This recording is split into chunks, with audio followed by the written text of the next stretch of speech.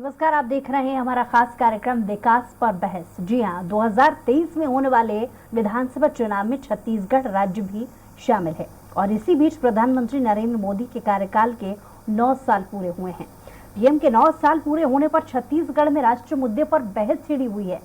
आरोप प्रत्यारोप का दौर किस तरीके से चल रहा है, इस पर एक खास रिपोर्ट देखिए। विधानसभा चुनाव 2023 को अब महज 5 महीनों का समय है। छत्तीसगढ़ में बीजेपी अपनी तैयारी में जोर शोर से जुटी हुई है। दूसरी तरफ छत्तीसगढ़ का सत्ताधारी दल यानी कांग्रेस पार्टी अपनी सरकार के कामकाज की उपलब्धियों पर चुनावी मैदान में है। इसी बीच केंद्र सरकार के मुखिया प्रधानमंत्री नरेंद्र मोदी के कार्यकाल के 9 साल पूरे हुए हैं, जिसके बाद छत्तीसगढ़ की राजनीति में राष्ट्रीय मुद्दों पर बहस छिड़ी हुई है। पीएम मोदी के कार्यकाल के 9 साल पूरे होने पर बीजेपी देश भर की तमाम राजधानियों में मीडिया संवाद के माध्यम से केंद्र सरकार के कामों को जन जन तक पहुंचाने की कोशिश में है। लेकिन बीजेपी की इन कोशिशों से छत्तीसगढ़ कांग्रेस सरकार के मंत्री अमरजीत भगत इत्तेफाक नहीं रखते। छत्तीसगढ़ के मंत्री अमरजीत भगत ने महंगाई, बेरोजगारी, रेल हवाई अड्डों जैसे मुद्दों पर केंद्र सरकार पर निशाना साधा है। छत्तीसगढ़ आकर के क्या बताएंगे, पूरे हिंदुस्तान में जाकर क्या बताएंगे। 9 साल में हमने कितना महंगाई बढ़ाया है, कितना बेरोजगारी बढ़ा है। गैस का दाम 400 से बढ़ करके 1200 हो गया है। रेलवे को हम निजी हाथों में दे दिए, एयरपोर्ट को निजी हाथों में दे दिए, पोर्ट को हम निजी हाथों में दे दिए। क्या क्या उपलब्धि क्या बताएंगे। बात केंद्र सरकार की है तो मुद्दे भी राष्ट्रीय सरकार के उठे हैं। मंत्री अमरजीत भगत के सवालों पर बीजेपी की तरफ से राष्ट्रीय मुद्दे के आधार पर जवाब दिया गया है। बीजेपी प्रदेश अध्यक्ष अरुण साव ने कहा कि कठिन समय में मोदी जी ने देश की जिम्मेदारी संभाली है। मोदी जी के आने के बाद दुनिया में भारत की साख बढ़ी है, मान सम्मान बढ़ा है। छत्तीसगढ़ को अलग अलग योजनाओं के माध्यम से सहयोग किया। जल जीवन मिशन, किसानों के लिए प्रधानमंत्री आवास, पीएम ग्राम सड़क योजना, हर प्रकार से छत्तीसगढ़ को भी मदद की। रेलवे नेशनल हाईवे के लिए काम हो रहा है। 9 साल पूरे हुए हैं। देश भर में 30 मई से 30 जून तक महाजनसंपर्क अभियान होगा। याद करिए वो दौर जब आए दिन घोटाले, भ्रष्टाचार, आतंकवाद, अलगाववाद, देश की अर्थव्यवस्था पूरी तरह से चौपट हो गई थी। देश में पॉलिसी पैरालिसिस की स्थिति थी और देश के लोगों में सरकार को लेकर जो निराशा का भाव था। ऐसे कठिन समय में नरेंद्र मोदी जी देश के प्रधानमंत्री के रूप में जिम्मेदारी संभाली। पीएम मोदी के कार्यकाल के 9 सालों के कामों के माध्यम से बीजेपी छत्तीसगढ़ में सत्ता की राह तलाश रही है। दूसरी तरफ कांग्रेस पार्टी अपनी वर्तमान सरकार के कामों के आधार पर सत्ता में वापसी करने का दम भर रही है। लिहाजा साफ है कि छत्तीसगढ़ में अब स्थानीय मुद्दों के साथ साथ राष्ट्रीय मुद्दे भी हावी होते दिखाई दे रहे हैं। आगामी चुनाव के परिणाम ही बताएंगे कि छत्तीसगढ़ में किन मुद्दों के आधार पर जनता ने अपना वोट दिया है या फिर कौन सी पार्टी अपना जादू चलाने में सफल हुई है। रायपुर से स्वराज एक्सप्रेस के लिए हेमंत शर्मा की रिपोर्ट। तो 9 साल में कौन कौन से ऐसे काम हैं जो केंद्र सरकार ने किए हैं, इस पर बहस किस तरीके से छत्तीसगढ़ में छिड़ी हुई है, इसकी बानगी हम देखेंगे। और चर्चा के लिए हमारे साथ इस वक्त मौजूद हैं अमित श्रीवास्तव जी, कांग्रेस से प्रवक्ता, बहुत स्वागत आपका। के.एस. चौहान जी बीजेपी से प्रवक्ता हैं, बहुत बहुत स्वागत आपका। और राम अवतार तिवारी जी जो कि वरिष्ठ पत्रकार हैं, बहुत स्वागत है आपका। आप सभी मेहमानों का बहुत स्वागत है। सबसे पहले मैं कांग्रेस से ही जानना चाहूंगी, अमित श्रीवास्तव जी, कांग्रेस का तर्क इसलिए पहले जानना चाहूंगी क्योंकि कांग्रेस की तरफ से ही सबसे पहले बयान आया है जिसमें उन्होंने केंद्र के विकास के मुद्दों पर सीधा प्रहार किया है। आपके शब्दों में पहले जानना चाहूंगी कि बीजेपी ने ऐसे कौन से काम नहीं किए हैं जिसको कांग्रेस गिना रही है।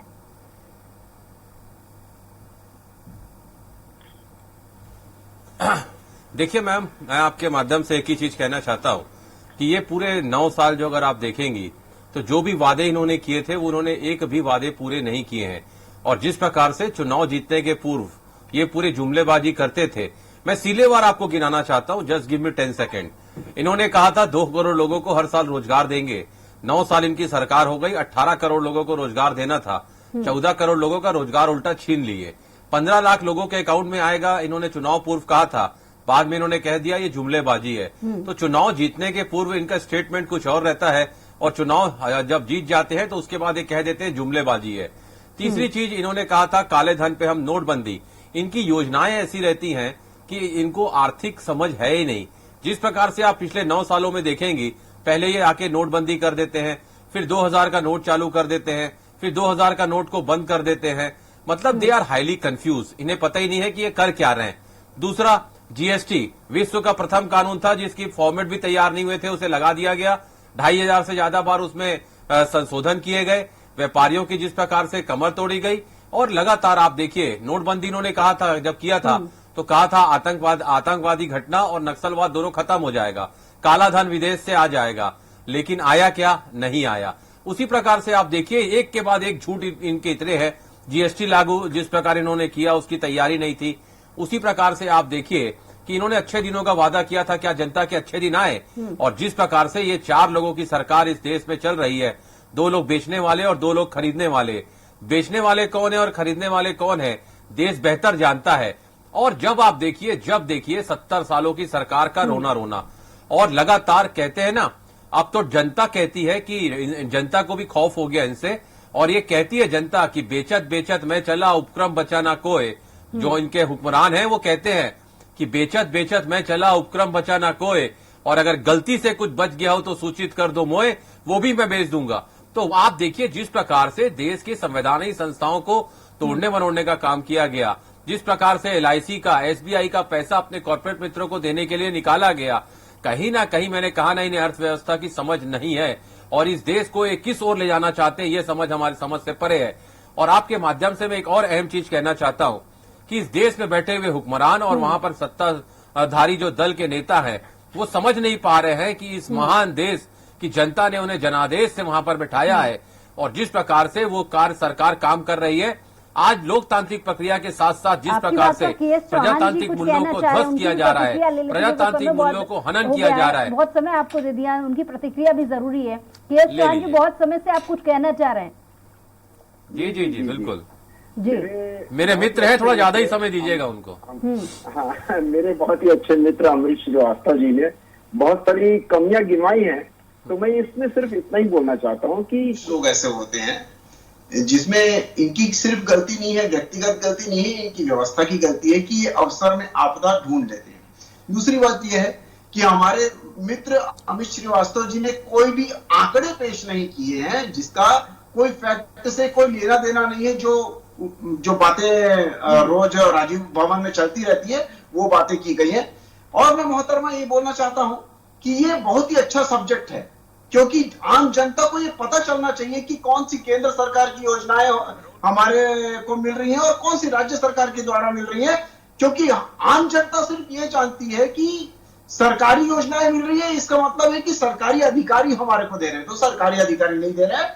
अब मैं इनका बिंदुवार प्रश्नों का बात करना चाहता हूं।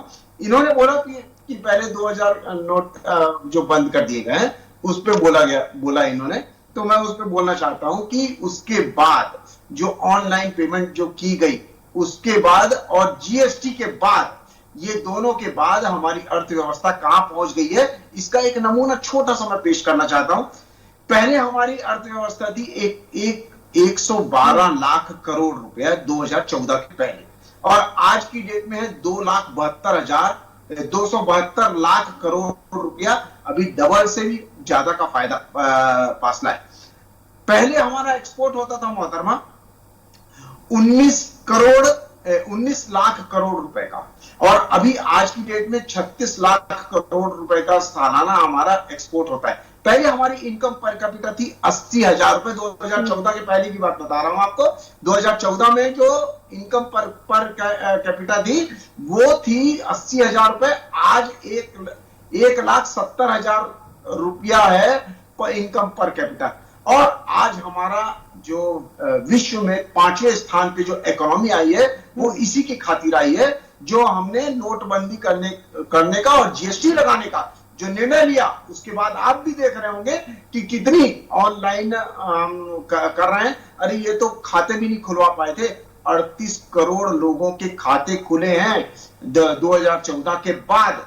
आज मुझे ये बोलते हुए गर्व होता है मोहतरमा कि आज भारत में ऐसा कोई भी परिवार नहीं है जिसका किसी एक इंसान का खाता ना हो। ये गर्व का विषय है। दूसरी बात इन्होंने बोली कि बेच रहे हैं, तो मैं एक बात नॉलेज दुरुस्त करना चाहता हूं, तो बेचा कुछ नहीं है गया है। आज तक मोदी सरकार ने कुछ भी नहीं बेचा है, सिर्फ हस्तांतरण किया है, उसको यूज करने के लिए एक प्रकार से हम बोल सकते हैं कि उसको लीज पे दिया गया है।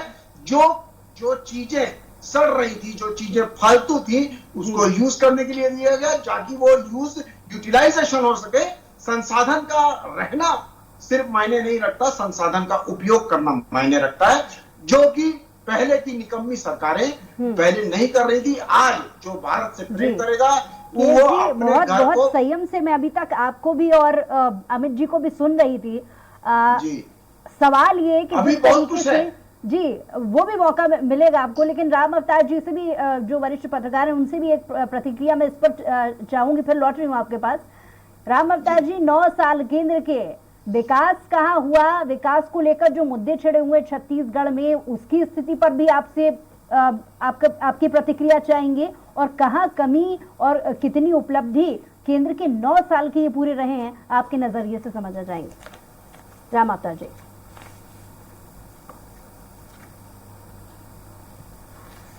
देखिए, पूरा 9 साल के जो कार्यकाल है, जनता ने अपार जन समर्थन इन दिनों दिया है। उसके बाद जो है जिस तरह की अपेक्षाएं लोगों को है, वो अपेक्षाएं खासकर बेरोजगारी के मुद्दे पर, महंगाई के मुद्दे पर, विकास के मुद्दे पर लोगों को उतनी सफलता नहीं मिली है। जो मोदी जी हैं वो चुनाव में जीतने का बड़ा श्रेय जो जाता है वो राष्ट्रवाद और हिंदुत्व है। वो इन मुद्दों के अलावा जो ज्यादातर जन समर्थन मिल रहा है या जिन चीजों पे सबसे ज्यादा फोकस सरकार कर रही है वो हिंदुत्व पे कर रही है और राष्ट्रवाद पे कर रही है। तो इस मुद्दे पे के कारण ही जीत हो रही है। 2014 के बाद जी राजनीति में उन्होंने परिवर्तन ला दिया, ये बड़ी बात है। 2014 के पहले जो राजनीति चलती थी वो अलग था। 2014 के बाद की राजनीति का तरीका नरेंद्र मोदी ने बदल दिया। अब यहां पर जो राजनीति कर रहे हैं उनको बड़े बहुसंख्यक जो मतदाता हैं वो हिंदुत्व को दरकिनार नहीं किया जा सकता, ये वो बता रहे हैं। उस वर्ग को चलने की कोशिश कर रहे हैं और अपने पुरातन धर्म, संस्कृति, संस्कार, इन चीजों को तवज्जो देते हुए आगे बढ़ रहे हैं। चलिए, ये तो बात हो गई आप तीनों इसके कारण ही बड़ी सफलता मिली हुई है। जी, ये तो बात आप तीनों ही की प्रतिक्रियाओं को लेकर के हो गई है। लेकिन अब छत्तीसगढ़ में जो जुबानी जुमले बोले जा रहे हैं, अमित जी, मैं आपको याद दिलाना चाहूंगी, अमरजीत भगत जी ने हाल ही में एक स्टेटमेंट दिया है कि केंद्र मंत्री के आगमन से पहले उन्होंने ये स्टेटमेंट दिया है और ये पूछा है कि क्या मुंह लेकर केंद्र मंत्री यहाँ आकर जनता से जवाब क्या देंगे। बहुत सारी चीजें उन्होंने गिनाई हैं, आपकी जुबानी इसको लेकर के मैं उस स्टेटमेंट पर पहले प्रतिक्रिया चाहूंगी, फिर लौट की एसजी के पास।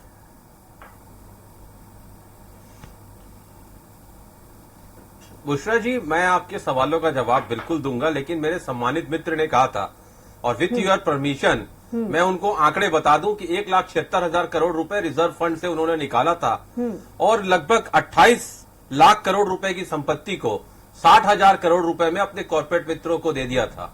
60,000 लाख करोड़ रुपए में दे दिया था। तो मतलब आप समझ लीजिए कि देश में बैठी हुई सरकार सिर्फ अपने कॉर्पोरेट मित्रों के लिए काम कर रही है। रही बात आपने कहा तो बिल्कुल मंत्री जी ने ठीक कहा। मेरा सवाल है कम से कि कम 28 से ज्यादा केंद्रीय मंत्री पिछले 6 महीनों में यहाँ पर आए होंगे। पूरे देश के लिए कोई विकास नहीं हुआ है, जनता के हित के लिए कोई काम नहीं हुए हैं, जिसका हवाला अमरजीत भगत दे रहे थे, आप ही की पार्टी के नेता। कितना इत्तेफाक आप उनकी बातों से रखते हैं, इसका जवाब दीजिए, फिर केएसजी के पास लौट। देखिए जी, देखिए अटल जी ने भी कहा था कि छोटा मन से कोई बड़ा नहीं होता और टूटे मन से कोई खड़ा नहीं होता, और उन्होंने भी कहा था कि पूर्ववर्ती सरकारों ने भी काम किया है। और जिस प्रकार से मेरे मित्र चौहान जी अभी कह रहे थे कि पिछली सरकार नाकाम रही थी, तो मुझे लगता है इनको बड़े दिल से राजनीति करनी चाहिए। और रही बात, मैं आपके माध्यम से एक ही चीज कह दूं कि ये इनकी सरकार आई थी बढ़ती हुई महंगाई पे और भ्रष्टाचार पे, तो भ्रष्टाचार के आंकड़े तो मैंने आपको गिना दिए। तो अब क्यों इस पे चर्चा नहीं होती कि बढ़ती हुई महंगाई और लोगों की घटती हुई कमाई पे केंद्र के कोई भी सरकार के मंत्री या इनके भाजपा के नेता क्यों उस बात से बचते हैं? 9 साल हो गए, जनता को एक भी प्रेस कॉन्फ्रेंस नहीं करना, क्यों इतना घबराते हैं जनता से, मुझे समझ में नहीं आता। जनता के ज्वलंत मुद्दों पे बात क्यों नहीं करते? कर्नाटक ने एक संदेश दिया है और कर्नाटक की जनता में जिस प्रकार का प्रोपेगेंडा इन्होंने किया था, जनता ने वहां पर बताया ना इनका मुखड़ा चला ना इनका दुखड़ा चला। और कहते हैं ना, पूरा जोर लगाकर किया नाटक, लेकिन फिर भी भाजपा के हाथ से चला गया कर्नाटक। तो अब आपको ज्वलंत मुद्दों पे बात करना पड़ेगा, जनता से जुड़े मुद्दों पे बात करना पड़ेगा, उसका समाधान जनता को देना पड़ेगा, और जुमलेबाजी से देश नहीं चलेगा। आपको मैं बता दूं कि लगातार जिस प्रकार से रोजगार देने की बात इन्होंने की थी, आज आंकड़ा उठा के देख लीजिए, 9 साल में 18 करोड़ लोगों को रोजगार देना था। कांग्रेस का कहना है कि महंगाई चरम पर है, इस पर क्यों बीजेपी बोलती नहीं? क्या मुंह लेकर देश के अलग अलग राज्यों में घूमेगी बीजेपी? आज 78% लोग हमारे घर में, आज 78% लोग हमारे हिंदुस्तान में साक्षर हैं। उनको बेवकूफ बनाना आसान नहीं। और आज सोशल मीडिया का जमाना है, वो सब दूध का दूध और पानी का पानी हो जाता है और सभी चीजें खुली हुई हैं। मैं एक चीज बोलना चाहता हूं कि इन्फ्लेशन आप अभी अपने लैपटॉप में उठा के देख लीजिए, तो इन्फ्लेशन की जो दर है वो 11 साल में डबल होती है। 11 साल, ठीक है। 2014 से अभी तक जो आपने बोला कि महंगाई ज्यादा हो गई है और इनकम कम हो गई है, मैं उसका सिर्फ एक उदाहरण दे रहा हूं, मैं सिर्फ अपने दोस्त को और पूरी जनता को। मैं ये बोलना चाहता हूं कि 11 साल में डबल हो रही है इन्फ्लेशन की रेट, जो आप अभी आंकड़े देखेंगे, मतलब महंगाई आप 11 साल में डबल हो रही, ठीक है। लेकिन आज जो इनकम पर कैपिटा है वो 9 साल में 2014 से अभी तक सिलेंडर का रेट भी बता दीजिए। मेरी बात सुन लीजिए। कोई सिलेंडर की या सुई के हिसाब से पूरी महंगाई नहीं चलती है, इन्फ्लेशन के हिसाब से चलती है। रुपया का जो वैल्यू होता है उसके हिसाब से चलती है। एक चीज अगर सस्ती हो जाती है और एक चीज, दाम भी तो जनता से जुड़ा हुआ मुद्दा है ना। तो और इस बात को कई बार कांग्रेस भी उठाती रही है। बिल्कुल। बिना पर तो राजस्थान में पे बात करने से घबराते हैं साहब, बहुत सारे इसको लेकर बीजेपी को नहीं बोलती, ये अक्सर कांग्रेस चाहता हूँ। सुनिए, सिलेंडर की बात ही सुन लीजिए। 26,68,601 सिलेंडर सिर्फ छत्तीसगढ़ में दिए गए हैं महिलाओं को, मुफ्त सिलेंडर। ये 26 लाख आप आंकड़े देख लीजिए। और वो कहां से आए सिलेंडर मुफ्त? वो कहां से आए? अगर आज कितने एक्टिव है ये बताइए। रेट ज्यादा, मैं क्या कह रहा हूं, पेट्रोल डीजल पे बात करिए, रेट पे बात करिए। किसानों की आय दुगनी करने की बात किए थे, लागत दुगनी कर दीजिए। लागत दुगनी कर दिया आपने। कहां अर्थव्यवस्था की समझ नहीं आपकी सरकार को? अमित जी, मैं आपके बीच में नहीं बोला, प्लीज आप मेरे को मेरी बात रखने दीजिए, जनता को पूरा निर्णय लेने दीजिए। बोलिए, क्या दिक्कत है? हम दोनों एक दूसरे को अपने बात जनता की आती है तो बोलना पड़ता है। सुनिए, डायरेक्ट से इनडायरेक्ट लाभ ज्यादा मायने रखता है। अब मैं आपको बता देता हूं कि 3,81,315 किलोमीटर रोड पहले बनी हुई थी और आज की डेट में 9 सालों में 3,49,103 किलोमीटर ग्रामीण योजना के तहत ग्राम को जोड़ने के लिए 10,000 ग्राम को जोड़ने के लिए छत्तीसगढ़ के आंकड़े बता रहा हूं, पूरे भारत के नहीं बता रहा हूं। अभी पूरे भारत के मैं बता दूं आपको, तो 3 गुना ज्यादा आज 38 किलोमीटर रोज सड़क बनती है, जो कि 14 जी किलोमीटर हुआ महंगाई करती थी जैसा पहले। मुद्दा क्या जनता पर हावी हो जाएगा, क्योंकि आपको- चुनाव भी नजदीक है। सुनिए ये गंभीर मैं मसला आपको- है, जनता मैं के बीच आपको- अगर कनेक्ट सुनिए, होना है, जनता की मैडम जी, जी, आपको मैं महंगाई बता चुका हूँ। महंगाई क्या होती है? महंगाई सिर्फ इन्फ्लेशन होती है, मुद्रास्फीति होती है। और मुद्रास्फीति ये बोलती है कि 2014 से साल पहले में यही मुद्दे स्मृति महंगाई ईरानी आप बताती रही भाजपाइयों थी। को समझ में नहीं आ रही है, 2014 जनता को समझ में आ रही से है। पहले जब जिसकी मोदी जेब में आप सरकार डाका मोदी डालने का काम सरकार कर रहे स्मृति हैं ईरानी और उस भी पर यही बात मुद्दे करने से उठाती घबराते रही हैं। थी। ये आपकी आप संवेदनशीलता, कर रहे हैं, इन्हीं मुद्दों पर संवेदनहीन खेल व्यक्ति कर हैं आप लोग। 2014 में मोदी सरकार आई थी। सुनिए मेरी मैं सिर्फ मैं उनके ये सवाल बोल का आंकड़े की जवाब दे रही बाजीगरी हूँ। मत बताइए, मैं ये बोल आंकड़े रहा की हूँ। बाजीगरी हम लोग को मत सिखाइए। मैं ये बोल रहा नहीं, हम लोग पढ़े लिखे लोग हैं। अब यहाँ पढ़े लिखे लोग हैं, इसीलिए बोलना पड़ता स्पष्ट है। मेरा सवाल है 78% कि जो लोग महंगाई हैं, जैसा वो उनके मुद्दा लिए बोला जो जा रहा है। जो कांग्रेस अक्सर उठाती रही है, इस पर आपकी प्रतिक्रिया चाह रही हूँ। मैं वही तो बोल रहा हूँ। आपने जितने वादे किए थे सिलेवार उस पर बात करिए। छत्तीसगढ़ में आने एक भी वाले बात वक्त एक भी में वादों जब पे आप लोकसभा के मजबूती चुनाव से खड़े होंगे, नहीं हो कांग्रेस पाएंगे, मेरा अलग-अलग वादा है। राज्यों में यही मुद्दा लाइव उठा चैनल रही पे है। मेरा तो वादा इसका है, बड़ा बीजेपी एक से भी नहीं वादे पे आप पूछिए। मजबूती से खड़े नहीं हो पाएंगे। अभी आप लोग बखला गए हो। अरे कब तक अपने मन की बात करोगे? जनता के दिल की बात सुनो। 9 साल हो गए, अब आपका रिपोर्ट कार्ड का समय है। सांच को आज क्या धोनी और विराट कोहली सेंचुरी बाद में मारते हैं। पेट्रोल और डीजल किसी दिन भी 100 पार कर जाता है। ये है आपकी संवेदनशीलता। इनकम डबल हो रही है, डबल से भी ज्यादा हो रही है।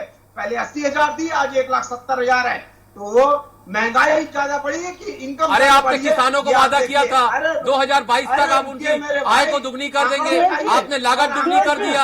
आप 3 काले कानून लेके आ गए, 703 किसानों की जान चले गई। तब आपको समझ में आया कि आपने गलत कानून लाया था। आप एक एक करके बोलेंगे तो मैं सुन भी पाऊंगी, समझ भी पाऊंगी और बोल भी पाऊंगी। केएस जी, आपसे मेरा सवाल, ये मेरा सवाल नहीं है, ये अमित जी का ही सवाल है जो मैं आप पर दोबारा आपसे पूछना चाह रही हूँ। दोबारा 2 चीजें कांग्रेस बार बार पूछती आई है, बेरोजगारी और महंगाई। बेरोजगारी और महंगाई, आपको नहीं लगता अगर सही समय पर इन 2 मसलों पर ध्यान नहीं दिया गया तो लोकसभा चुनाव पर इसका असर होगा? मैं क्या बोल रहा हूँ? और क्योंकि वो ये सवाल उठा रहे हैं, इसका जवाब मैं उनसे भी लूंगी। अमित जी से क्या उनकी प्रतिक्रिया क्या है, लेकिन पहले आपकी प्रतिक्रिया। मैं जवाब दूं, दोनों पे जवाब दूं, दोनों पे जवाब दूं। पहले महंगाई पे जवाब दे देता हूं। जैसे कि मैंने आपको बोला कि 11 साल में मुद्रास्फीति होती है, डबल होती है। रुपया का 1 रुपए का 2 रुपए होने में 11 साल लगते हैं, जिस हिसाब से मुद्रास्फीति चल रही है हमारे भारत की। और हमारी जो इनकम पर कैपिटा है वो 9 साल में डबल से ज्यादा हो चुकी है। तो इसका आंसर यही है कि इनकम ज्यादा हो रही है और एक्सपेंसेस कम हो रहे हैं। दूसरी बात, आपने जो रोजगार की बात करी, तो रोजगार सिर्फ हम बुशरा जी को जवाब देना चाहूंगा। रोजगार हम सिर्फ अभी मैं इनको बेनकाब करता हूँ। सवाल है कांग्रेस की तरफ से, मैं अभी इनको बेनकाब करता उनकी हूँ। भी प्रतिक्रिया सुन लेते हैं। जी अमित जी, सुनिए मेरी मैं बात। लौट रही हूँ केएस जी आपके पास, बहुत समय मैंने आपको दिया। अमित जी कहिए। आपने जो पूछा है मैं उसी का तो जवाब दे रहा हूँ, मैं और किसी का जवाब नहीं दे रहा हूँ। ये मेरा सवाल नहीं है, अभी इन्होंने कांग्रेस का कहा सवाल कि है। बहुत तो आमदनी उन्हीं हो की रही है। प्रतिक्रिया लेती हूँ, मैंने एकदम समय आपको हवा-हवाई बहुत दिया। बातें करते हैं। अमित जी फिर प्रतिक्रिया दीजिए, फिर राम अवतार जी के पास आऊंगी मैं। 21 लाख युवाओं को 21,700 करोड़ रुपया लोन दिया गया है। Everything is okay, everything is fine, मतलब सब कुछ बहुत बेहतर चल रहा है, आमदनी बढ़ गई है। अरे रुक जाइए भाई जी। देखिए जिस प्रकार से इन्होंने कहा कि everything is okay, everything is fine, और इन्होंने अभी जिस प्रकार से चौहान जी ने कहा खूब आमदनी हो रही है, अगर खूब आमदनी हो रही थी तो मुझको बताइए 1,76,000 करोड़ रुपए आपने आरबीआई से क्यों उठा लिया जब इतनी आमदनी हो रही थी? तो आप समझिए बात को, मतलब देश को सिर्फ गुमराह करते हैं आप लोग। अरे सुन लीजिए, जनता को महंगाई कम करिए साहब, कहते हैं ना। मान लो 2,000 रुपए लिया है, अगर हमारी इनकम बढ़ रही है। अरे साहब आप नहीं समझ रहे हैं, अपने मन की बात 9 साल से कर दिए, 101 एपिसोड कर दिए। अरे जनता की बात सुनो साहब, जनता के दिल की बात सुनो, जनता के दिल की बात सुनो। आपके मन की बात सुनने में कोई इंटरेस्टेड नहीं है, जनता बिल्कुल इंटरेस्टेड नहीं है। राम अवतार जी से मैं चाहूंगी, राम अवतार जी कितना विकास अभी तक हुआ है, ये अभी तक आपने अमित जी को भी सुना, केएस जी को भी सुना। आपको क्या लगता है, बीजेपी तो ये मान ही नहीं रही कि महंगाई हुई है?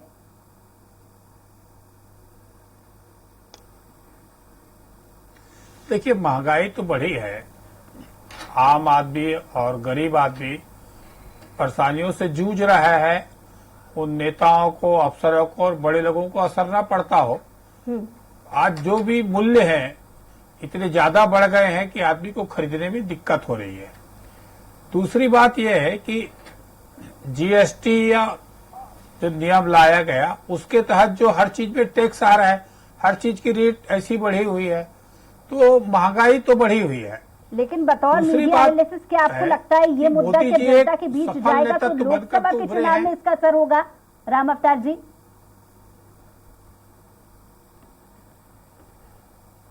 देखिए, चुनाव अलग तरीके से लड़े जाते हैं। चुनाव जो बेहतर रणनीति, बेहतर प्रबंधन, भावनात्मक मुद्दे, प्रबंधन के मुद्दे, पार्टी का प्रत्याशी कैसे हो, चुनाव के अलग अलग मुद्दे रहते हैं। चुनाव अलग तरीके से जीते जाते हैं और सामने की जो जनता की परेशानी है वो अलग तरीके से रहते हैं। तो अब मोदी जी जो कार्यकाल है उस कार्यकाल में भाजपा नेतृत्व का मजबूत हुआ है, केंद्र में उनकी स्थितियां मजबूत हुई है। अब आम जनता के बीच इसको जाकर जो उनके आरएसएस के एजेंडे थे, जो भाजपा के मुख्य एजेंडे थे, वो पूरा करने में सफल हुए हैं। अब जो आम जनता के जो हित की बात है, जो विकास की बात है, बेरोजगारी की बात है, उस पर अगर चर्चा हो सार्थकता से, उन बच्चों को बेहतर अवसर मिल जाए और एक सांप्रदायिक सौहार्द की स्थितियां बने, ये इस दिशा में अगर काम करे तो ज्यादा बेहतर तरीके से होगा।